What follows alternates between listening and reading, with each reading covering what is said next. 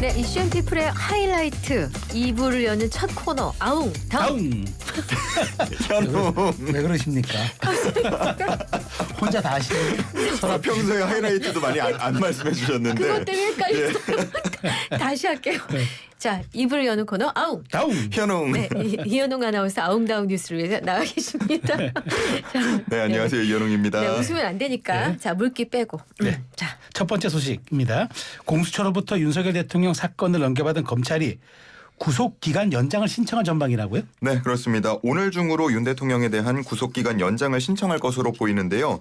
영장 발부는 서울 서부지법이 했지만 서울중앙지검이 사건을 넘겨받은 만큼 네. 이번 연장 신청은 서울중앙지법 쪽으로 할 것으로 보입니다. 네. 법원이 기간 연장을 허가하게 된다면 이 정확한 구속 만료 시점이 정해지게 될 텐데 네. 지금 뭐 여러 예상컨대 다음 달 4일에서 6일 정도가 될 가능성이 큰 것으로 보이고요. 네. 이 기간에 검찰은 윤 대통령을 최대한 조사를 하고 늦지 않게 기소에 나설 것으로 보입니다. 그런데 뭐 4일 혹은 6일 이렇게 다가와서 네. 기소를 하게 될 경우에 추후에 이 구속기한 계산에 대해서 논란이 발생할 수도 있기 맞아요. 때문에 네. 만료 시점보다는 조금 더 빠르게 조치를 할 것으로 보이고요. 네. 검찰은 이르면 이번 주말부터 조사에 나설 수 있다는 전망이 나오는데 네. 소환 조사를 시도하되 필요하다면 구치소를 방문해서 조사하는 것도 배제하지 않고 있는 것으로 보입니다. 네. 윤 대통령 측은 이 수사에 응할지 여부에 대해서 현재 즉답을 피하고 있습니다. 네. 다음 소식입니다. 올해 국회의원 세비가 1.9% 인상될 전망이었는데 백지화됐다는 보도가 나왔죠? 네, 일단 지금까지는 매일경제의 단독 보도입니다. 다른 언론사에서는 이 보도 내용은 없고요. 네. 앞서서 국회가 작년에 1억 5,690만 원이었던 국회의원의 세비, 그러니까 즉 연봉을 1억 5,996만 원까지 1.9% 올리기로 합의했습니다. 네. 네. 국회의원 세비 외에도 뭐 사무실 운영비, 출장비, 그리고 보좌진 급여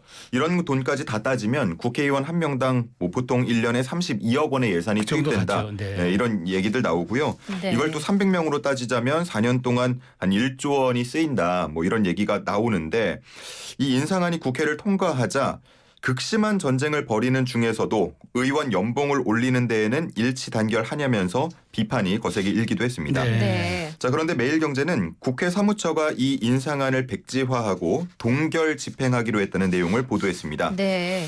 그리고 이 기사에는 해외 의원들과 연봉과 비교하는 내용도 있었는데요. 미국은 글로벌 금융 위기가 발생했던 2009년 이후로 15년 동안 동결해 왔다는 점, 또 일본은 코로나19 이후에 고통 분담 차원으로 약 20% 자진 삭감했다는 점 훌륭하네요. 등을 얘기하면서 네. 우리의 상황과 비교하기도 했습니다. 근데 좀 저는 이게 네. 보세요.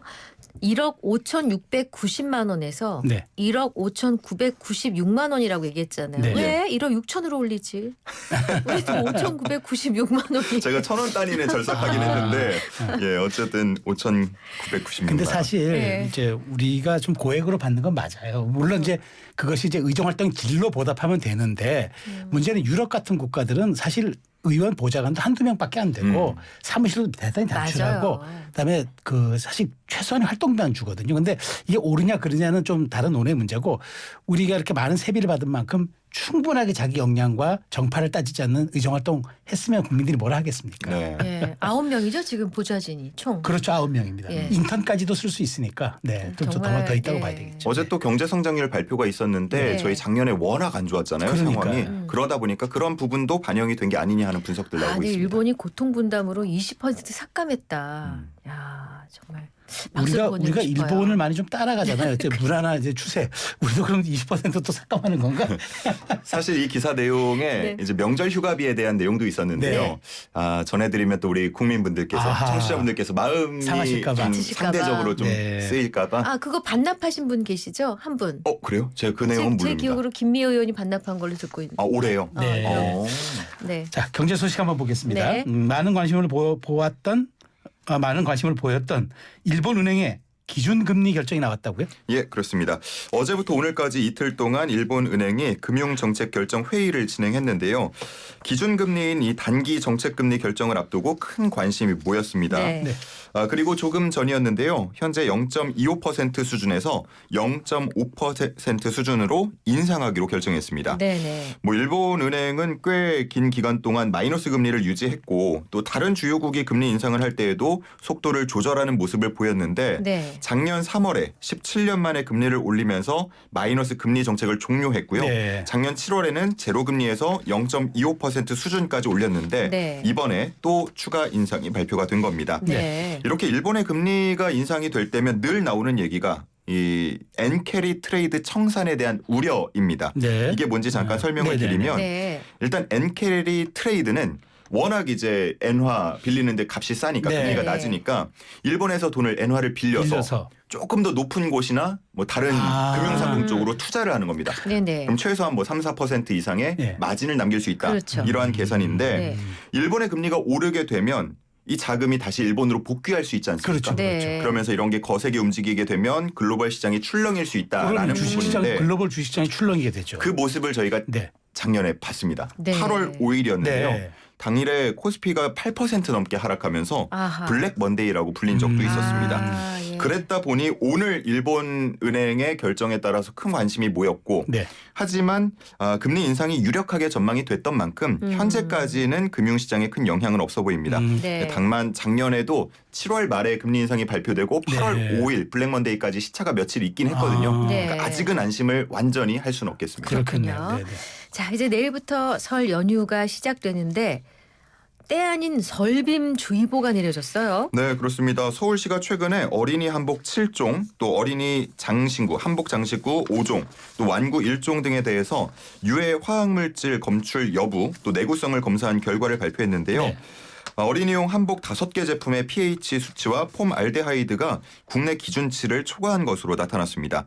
특히나 여아 한복 상의에서는 국내 기준치 대비 4.5배 초과하는 경우도 있었고요. 네. 또 어린이용 한복 장신구 3개에서는 안전성 문제도 발견이 됐는데 머리띠에 이제 큐빅이 박혀 있지 않습니까? 네. 그렇죠. 그 큐빅에서 납이 국내 기준치 대비 8배 넘게 초과 검출된 어머. 경우도 있었고 네. 또 어린이용 댕기 장식품에서는 끝부분이 날카로워서 어린이들에게 위험할 수 있는 것으로 나타났습니다. 네. 또 머리띠에서는 오랜 시간 접촉할 경우에 피부염이나 암을 유발할 가능성이 있는 아릴아민이 1.8배 초과 검출되기도 했는데요. 네. 지금 소개해드린 이 제품들이 모두 중국 쇼핑 플랫폼 알리에서 판매한 제품들이었습니다. 우리 아이 키우는 부모님들 좀 감안하셔야 될 소식 같네요. 네, 네. 직구를 하게 되면 가격이 저렴하다는 그러니까 장점은 있지만 네. 이거 보면 이제 국내 기준치를 다 맞추지 못한 거잖아요. 검증이 안 그런- 되잖아요. 네, 그런 게 워낙 문제가 될 수 있습니다. 싸잖아요. 네, 솔직히 맞습니다. 싸거든요. 그래서 혹하게 되는데 다른 건 몰라도 우리 애들인데. 그러니까요. 예. 네. 자, 오늘부터 비둘기에게 먹이를 주면은 과태료를 물 수 있다. 진짜인가요? 이게 며칠 전부터 얘기가 나오면서 관심을 모으기도 했는데 제가 자세히 전해드리겠습니다. 네. 환경부가 야생생물 보호 및 관리를 위한 법률 시행령과 시행규칙 개정안을 시행한다고 밝혔는데 먼저 이 비둘기와 관련해서는요. 그동안 사실 문제가 정말 많았습니다. 네. 뭐 배설물로 인해서 위생 문제도 있었고요. 그렇죠. 보기에도 좋지 않고 사실 그래요. 예, 또 시설물이 부식되는 문제도 있었습니다. 그래서 최근에 한 3년 동안 민원이 한 2배 넘게 급증하는 문제도 있었는데요. 결국 오늘부터 지자체 조례를 통해서 집 비둘기에게 먹이를 주는 행위를 금지하거나 제한할 수 있도록 네. 했습니다. 서울시 의회도 경기도 부천에 이어서 전국에서 두 번째로 이 내용을 통과시켰는데요. 계도 기간을 거쳐서 올해 3월부터는 과태료를 부과하기로 네. 했습니다. 과태료는 1차 위반 시에는 20만 원, 2차 위반 시에는 50만 원, 또 3차 이상은 100만 원의 과태료가 부과되고요. 또 이와 별도로 웅담 채취용으로 사육곰을 키우는 행위도 금지됩니다. 네. 기존 곰 사육 농가에 대해서는 올해 12월까지 개정안 적용을 유예하고요. 이후에 위반할 경우에는 1차 100만 원, 2차 150만 원, 3차 200만 원 과태료가 부과됩니다. 사실 이 비둘기는 좀 규제할 필요 있어요. 사실 이 비둘기가 공원에 있잖아요. 사람 봐도 도망 안 가요. 요즘은 차도 안 피하더라고요. 그래서 얘를 보고 요새 비둘기라고 안 하잖아. 닭둘기라고 그러잖아. 닭둘기. 저는 쥐둘기라고 생각해요. 왜? 더 이상 애들이 날지 않고 쓰레기통을 뒤지고 있어요.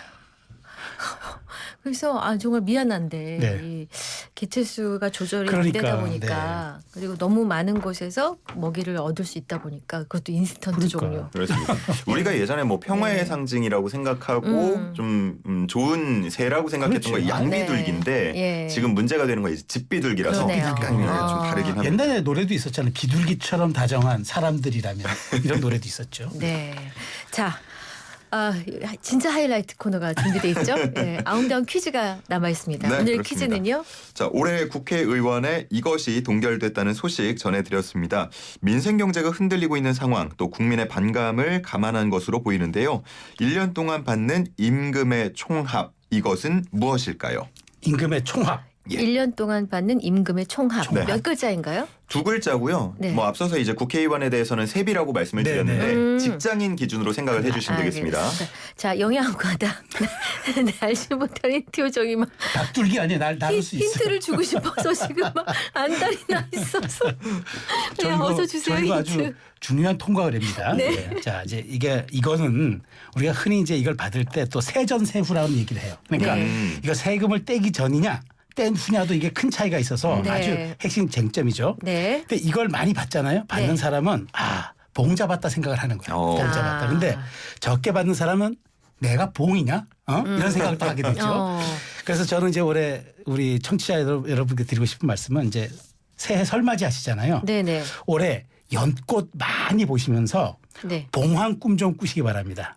연꽃 많이 보시면서 봉황 꿈을 좀 많이 꾸시기 바랍니다. 진짜 여기까지. 애처로울 지경으로 열심히 했다니까요. 이렇게. 열심히 했어. 이게 준비하는데 얼마나 걸리세요? 한 시간. 하루 중에 대부분의 시간을 힌트를 내기 위해서 고민하는 우리 네. 힌트 요정. 좋습니다. 1년에 받는 그 월급의 총합 샵 0945 우물정 0945번으로 정답 주시고요. 여기는 유료 문자입니다. YTN 어플하고 유튜브 실시간 댓글창은 무료로 열어두겠습니다.